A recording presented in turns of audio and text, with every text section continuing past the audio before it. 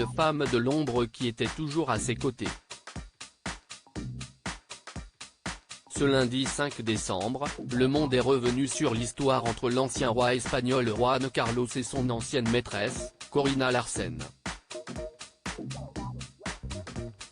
Une relation tenue secrète lors des faits mais qui aujourd'hui revient sur le devant de la scène médiatique grâce au podcast Corina et le Roi, animé par la femme d'affaires espagnole. Comme l'ont partagé nos confrères, tout porte à croire que durant sa liaison avec Corina Larsen, l'ancien monarque aujourd'hui exilé aux Émirats Arabes Unis avait pris le soin de garder sa maîtresse non loin du palais royal. Pour cause, elle aurait été logée non loin du palais de la Zarzuela, avec son fils, né d'un précédent mariage dont Juan Carlos se serait occupé comme de son propre enfant. Une proximité géographique que Corina Larsen a même prouvé au réalisateur de son podcast en dévoilant une photo de la spectaculaire bague de fiançailles, sertie de diamants, que le roi lui aurait offerte.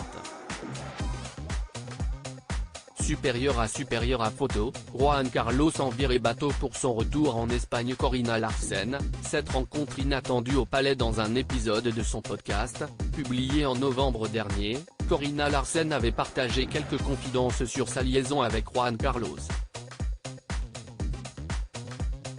Plus particulièrement sur la rencontre imprévue qu'elle a eu l'occasion de faire avec la reine Sofia.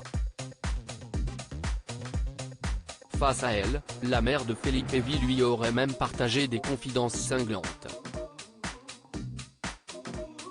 Nous faisions une visite des salons officiels, du palais de la Zarzuela avec plusieurs personnes. Si est arrivé en une seconde, avait d'abord contextualisé Corina Larsen. Les portes se sont ouvertes et soudain, la reine Sofia a fait irruption dans la pièce.